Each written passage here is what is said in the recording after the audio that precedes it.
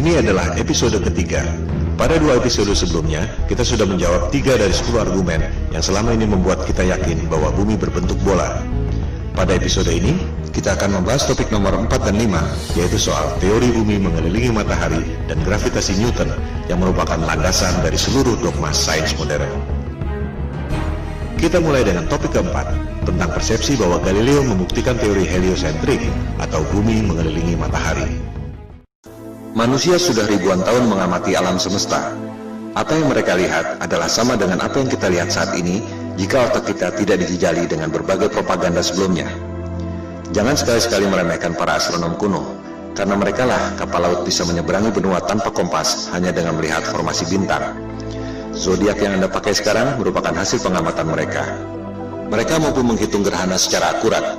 Jika Anda melihat situs resmi NASA, perhitungan astronom kuno masih digunakan sampai sekarang. Mereka mampu menghitung pergerakan bintang selama 25.000 tahun yang disebut sebagai The Great Platonic Year. NASA pun masih menggunakannya sampai sekarang. Jika kita melihat langit, kondisinya persis seperti di planetarium, bahwa kita dan bumi ini diam. Bintang-bintang berputar mengelilingi kita pada langit yang berbentuk kubah. Semua bintang berputar, kecuali satu yang posisinya tak pernah berubah, yakni bintang utara atau North Star. Para astronom kuno memandang bahwa bintang utara terletak pada titik puncak yang merupakan poros kubah. Itu sebabnya bintang utara posisinya tetap, dan bintang-bintang lain posisinya berputar. Kondisi bumi datar dengan langit berbentuk kubah merupakan kosmologi yang umum pada agama-agama besar di dunia.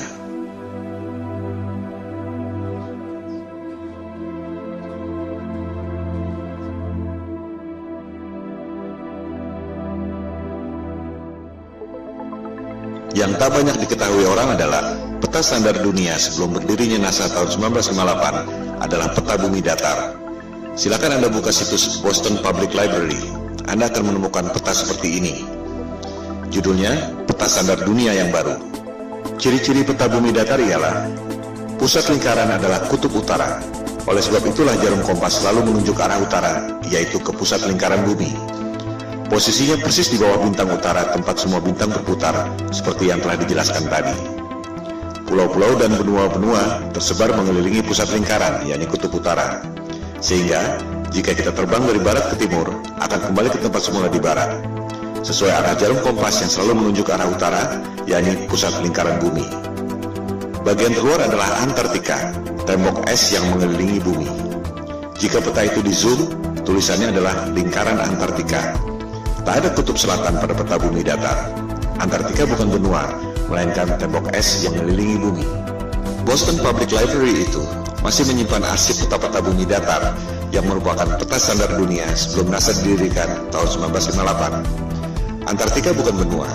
Jika di zoom, tulisannya Impassable Ice atau tembok es yang tak dapat dilewati. Kita akan membahas soal tembok es Antartika ini pada episode berikutnya. Juga akan dibahas bagaimana USGS, United States of Geological Survey, lembaga paling kredibel di bidang geologi dan ilmu bumi, membuat peta bumi bola berdasarkan peta bumi datar. Anda bisa cek sendiri di situs USGS. Pembuatan peta bumi datar menjadi bumi bola disebut azimuthal equidistant dengan menggunakan rumus matematika yang dibuat oleh Al-Biruni, cendekiawan Muslim 1000 tahun lalu. USGS menerangkan bahwa peta bumi datar merupakan dasar yang akurat untuk membuat peta atlas nasional Amerika Serikat untuk mengukur jarak penerbangan dan menentukan arah antena. Bahkan, disebut pula bahwa peta bumi datar merupakan dasar pembuatan logo PBB tahun 1945. Inilah realitas peta dunia sebelum dibentuknya NASA tahun 1958. Silakan Anda perhatikan logo PBB. Kutub utara adanya di tengah lingkaran. Benua-benua mengelilingi pusat lingkaran. Tak ada kutub selatan alias Antartika di logo PBB. Yang ada ialah tembok es yang mengelilingi bumi datar.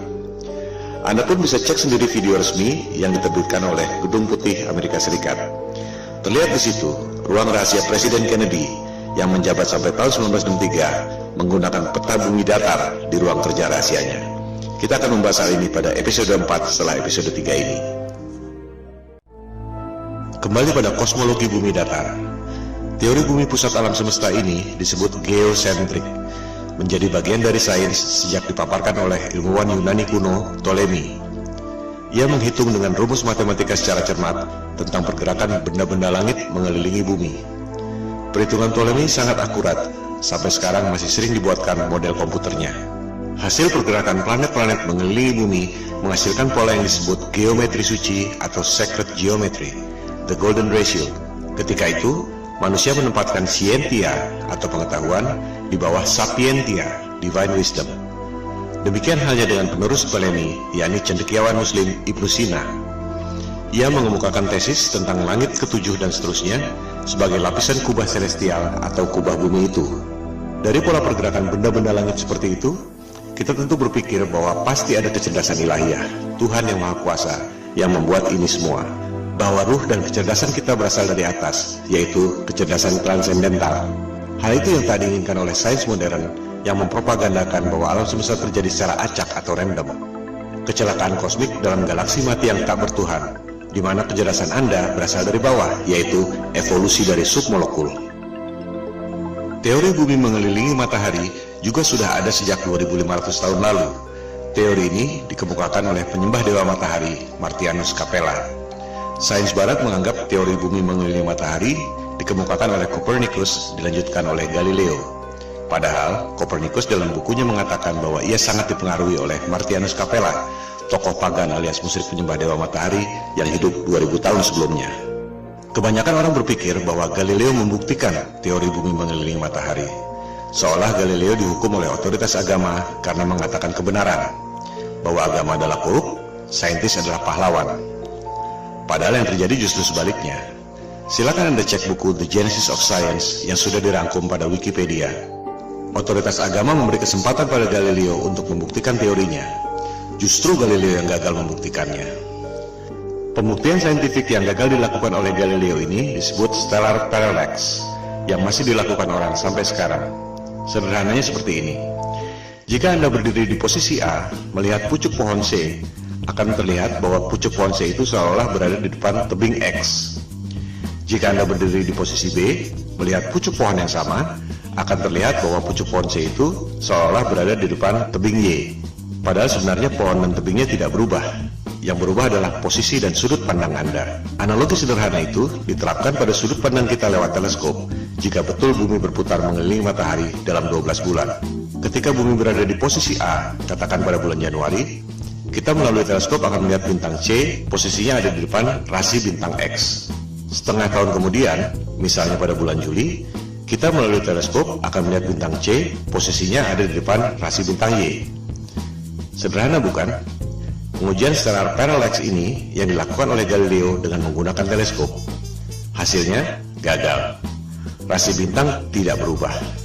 Artinya, buminya diam, tidak berputar mengelilingi matahari. Hal ini yang tidak diajarkan di sekolah. Seolah-olah Galileo dihukum karena menyampaikan kebenaran. Padahal ia gagal membuktikan teorinya. Galileo marah dan menyerang Paus Urban VIII lewat buku Dialogue Concerning the Two Chief World Systems. Jadi, sebenarnya ia dihukum karena pemberontakan politik, bukan karena sains. Disinilah kebohongan sains modern dimulai. Teori bumi mengelilingi matahari diajarkan di sekolah-sekolah Eropa sejak abad ke-16, meski sebenarnya belum terbukti. Bahkan ketika itu belum ada teori gravitasi. Ini merupakan konsekuensi politik Eropa abad pencerahan yang ingin lepas dari otoritas agama. Percobaan stellar parallax ini terus dilakukan sampai berabad-abad kemudian. Terakhir dilakukan oleh NASA dan Harvard University. Silakan Anda cek, hasilnya ada di perpustakaan Harvard University. Seiring dengan kemajuan teleskop, dilaporkan bahwa terlihat posisi bintang memang berubah. Masalahnya, yang separuh bergerak ke kiri, yang separuh lagi bergerak ke kanan. Fenomena ini disebut negative parallax. Artinya apa? Artinya tak mungkin bumi mengelilingi matahari jika bintangnya bergerak berlawanan arah. Artinya, buminya diam, posisi bintang-bintangnya yang berubah. Separuh ke kiri, separuh ke kanan. Ini hanya mungkin terjadi jika kubah celestialnya, alias langitnya, ada berlapis. Seperti yang dikemukakan oleh Ibnu Sina tadi. Kesimpulannya, persepsi bahwa Galileo membuktikan teori bumi mengelilingi matahari adalah salah besar. Pertama, Galileo gagal membuktikan teorinya, di mana rasi bintang atau stellar parallax tidak berubah. Kedua, sampai zaman modern pun, NASA dan Harvard University tak berhasil membuktikan stellar parallax. Yang ada justru negatif parallax, separuh rasi ke kiri, separuh rasi ke kanan. Dengan demikian, terbukti bahwa teori bumi mengelilingi matahari yang dikemukakan oleh Copernicus dan Galileo yang diajarkan di sekolah-sekolah seluruh dunia dan merupakan indoktrinasi ke otak kita semua adalah kebohongan sains modern.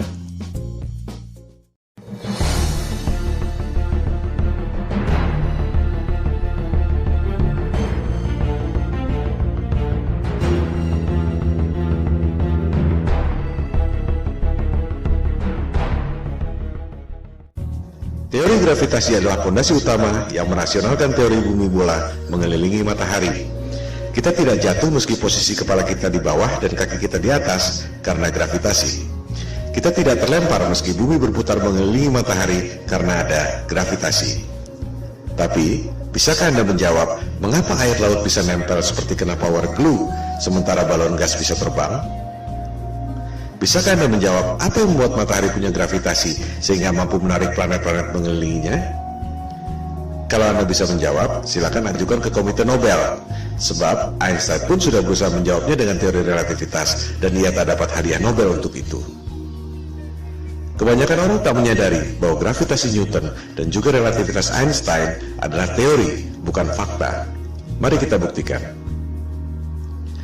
Newton mengemukakan teori gravitasi tahun 1678 untuk merasionalkan teori bumi mengelilingi matahari yang terakhir dikemukakan oleh Galileo tahun 1615. Ketika itu, orang baru tahu ada medan magnet bumi lewat buku yang ditulis oleh William Gilbert berjudul The Magnet. Yang dimaksud The Magnet di sini adalah medan magnet bumi yang membuat jarum kompas selalu menunjuk arah utara. Gilbert mengatakan bahwa bumi ini seperti medan magnet raksasa. Lewat legenda apel jatuh ke kepala Newton, ia berasumsi dan berteori bahwa benda jatuh karena gaya tarik bumi. Persis seperti medan magnet membuat jarum kompas menunjuk arah utara. Padahal, jika kita ganti jarum kompas dengan kayu, maka medan magnet bumi tak dapat menariknya. Dari situ, untuk mendukung teori bumi mengelilingi matahari, Newton berasumsi dan berteori bahwa planet-planet mengelilingi matahari karena gravitasi. Ia pun membuat rumus gravitasi yang terkenal itu. Rumusnya memang benar, menghitung massa dua buah benda, jarak, dan gayanya. Tapi itu tidak membuktikan bahwa bumi punya gaya tarik. Silakan Anda cek, Newton tak dapat membuktikan mengapa apel jatuh ke kepala secara vertikal, tapi bumi terkena gravitasi matahari, berputar keliling-keliling, tak ada habisnya. Sebuah fenomena bisa dijelaskan lewat penjelasan saintifik yang berbeda. Mari kita ambil beberapa contoh. 1. Fenomena elektron berputar mengelilingi inti atom. Apa penyebabnya? Newton akan menjawab gravitasi, persis seperti bumi mengelilingi matahari. Betul? Jelas salah. Niels Bohr, ilmuwan penemu kuantum leap dalam atom, mengatakan bahwa itu disebabkan oleh elektromagnetik, bukan gravitasi. Tak ada gravitasi pada atom. Rumus gravitasi Newton sama sekali tak bisa diterapkan untuk menghitung pergerakan atom. Di sini letak inti masalahnya. Ketika Newton hidup, ia tak tahu ada elektromagnetik. Oleh sebab itu ia berasumsi bahwa planet mengelilingi matahari karena gravitasi. Contoh kedua, fenomena matahari dan bulan berjalan pada porosnya. Apa penyebabnya? Newton akan menjawab gravitasi. Memang itu tujuan ia mengemukakan teori gravitasi. Nikola Tesla akan menjawab elektromagnetik. Persis seperti elektron berputar mengelilingi inti atom, suatu hal yang belum diketahui Newton selama hidupnya. Tesla dapat menciptakan semua temuan-temuan yang dahsyat itu yang telah dipaparkan pada episode sebelumnya karena menganggap bumi ini bukan planet yang mengelilingi matahari. Bumi adalah pusat alam semesta yang memiliki energi dahsyat, termasuk menggerakkan matahari, bulan, dan bintang-bintang pada kubah celestial. Ia pun mengatakan matahari dan bulan digerakkan secara wireless oleh medan elektromagnetik yang ada di ether. Lebih jauh lagi, ia mengatakan bahwa kubah bumi atau kubah celestial itu terangkat karena medan elektromagnetik. The only force you need to counter is the electromagnetic force, not gravity.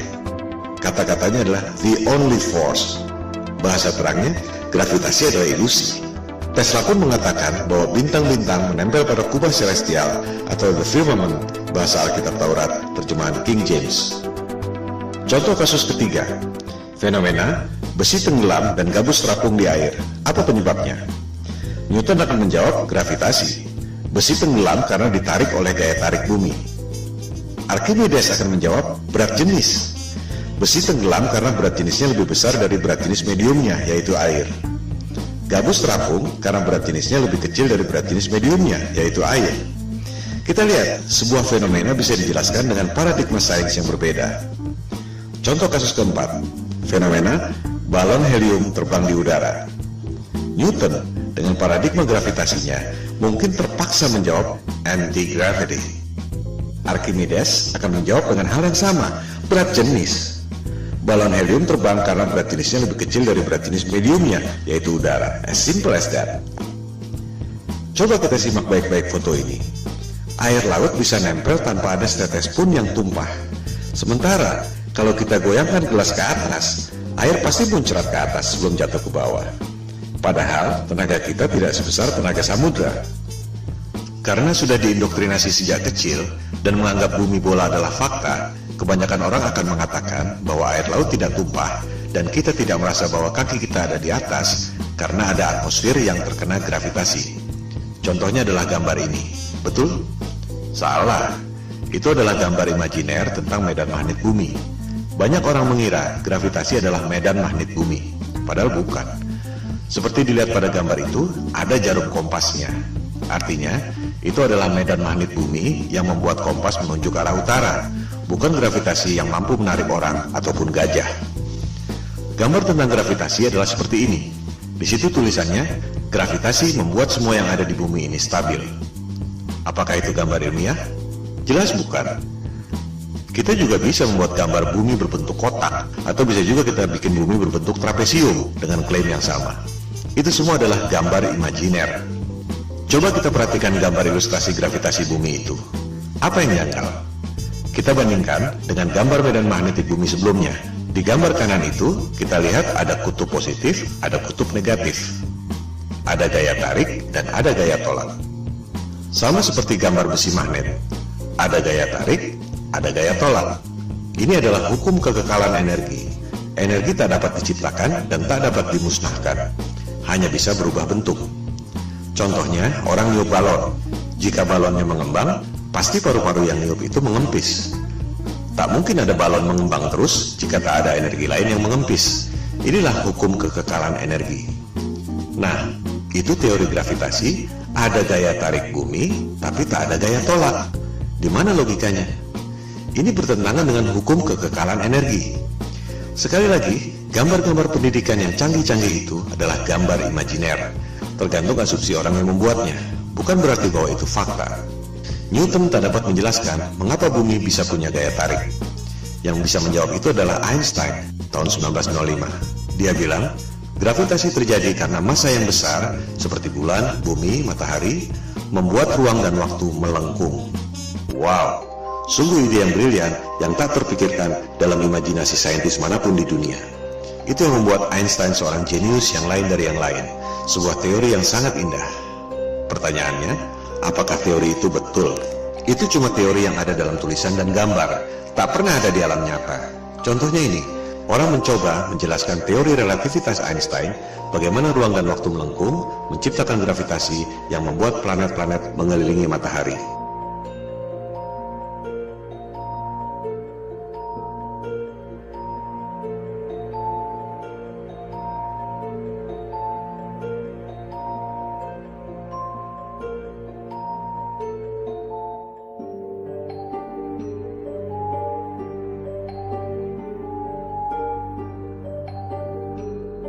Kita lihat, tetap saja bola-bola yang kecil itu jatuh kan? Tak mungkin ada benda berputar-putar terus selama ribuan tahun.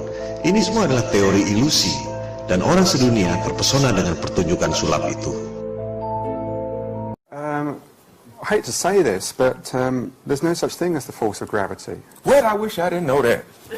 Sorry, say that again, Marcus. There's no such thing as the force of gravity. Well, explain that. I can explain it with some maggots. That's why it took Einstein to realise, it took a genius to realise that there is no force, but all that's happening is the Earth is moving in a straight line, but of course a straight line, or the shortest distance between 2 points, in a kind of curved thing like this, is a circle. It's a circle. Sort of like using psychedelic drugs, say. Gravitasi adalah ilusi, yang nyata adalah elektromagnetik dan berat jenis. Mari kita buktikan.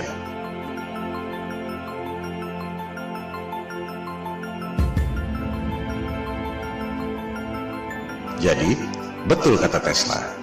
Satu-satunya gaya yang harus kita hadapi adalah elektromagnetik, bukan gravitasi. Elektromagnetik bisa kita buktikan lewat benda-benda nyata, bukan cuma gambar-gambar konsep imajiner seperti gravitasi. Huge alternating electric current. On top is a 1 kilogram aluminium plate. So we hear this noise. What's that noise? It's the vibration of the plate because it's vibrating at 2 times the frequency of this one. Whoa!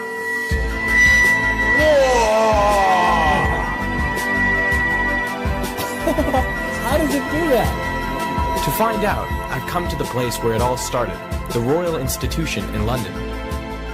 Ini semua bermula dari abad pencerahan Eropa, di mana kelompok Freemason atau penyembah iblis yang kebanyakan adalah para intelektual, raja-raja, bangsawan, dan aristokrat ingin menggantikan peran agama dan ketuhanan untuk menguasai umat manusia di dunia. Mereka tidak melakukannya dengan tentara seperti Genghis Khan atau Alexander yang Agung. Kaum Freemason melakukannya lewat intelektual, propaganda, dan mind control. Bermula dari teori bumi mengelilingi matahari. Supaya kelihatan masuk akal, dibuatlah teori gravitasi. Padahal benda jatuh ke bumi karena berat jenis, dan benda bisa berputar-putar dalam orbit karena elektromagnetik. Untuk membuktikan bahwa gravitasi itu nyata, Einstein membuat teori relativitas. Ruang dan waktu melengkung dan membuat gravitasi. Padahal, kalau konsep itu dibuktikan lewat benda, terbukti bahwa benda-benda yang kecil-kecil itu pasti jatuh juga ke benda yang besar. Supaya kelihatan rasional, dibuatlah asumsi baru. Ada kekuatan maha dahsyat yang membuat benda itu berputar-putar, yaitu Big Bang. Apakah Big Bang itu fakta? Jelas bukan. Itu adalah teori. Bahkan di kalangan mereka sendiri pun, Einstein misalnya, tak percaya dengan Big Bang. Ia berpikir bahwa alam semesta ini steady state, tak ada awal, tak ada akhir. Big Bang dan gravitasi adalah Tuhan palsu sains modern. Semua pertanyaan yang tak terjawab dilemparkan pada dua hal itu. Media-media dan dunia pendidikan mempropagandakan teori Big Bang seolah fakta, lengkap dengan gambar-gambar canggih yang sebenarnya cuma imajiner. Berikut usia alam semesta 14 miliar tahun yang sebenarnya cuma perhitungan matematika berdasarkan asumsi. Oleh sebab itulah Tesla mengatakan, para saintis ini hanya menghitung matematika dari rumus ke rumus, dan akhirnya menciptakan struktur yang tak ada hubungannya dengan realitas. Model alam semesta berdasarkan asumsi matematika itu, jika asumsi dasarnya salah, maka semuanya runtuh. Gravitasi adalah ilusi, yang nyata ialah elektromagnetik dan berat jenis. Oleh sebab itulah, Goethe, intelektual terkenal dari Jerman, mengatakan bahwa gravitasi Newton itu adalah mistisisme sains. Newton menipu diri sendiri. Saya mengutuknya. Itu adalah kosmologi orang gila, kata Goethe. Dengan demikian, kita tutup argumen kelima yang membuat kita sebelumnya yakin bahwa bumi ini berbentuk bola. Gravitasi Newton adalah teori, ilusi, konsep imajiner berupa gambar-gambar yang tak pernah bisa dibuktikan lewat benda. Gravitasi dan juga Big Bang adalah Tuhan palsu yang merupakan fondasi utama kebohongan sains modern.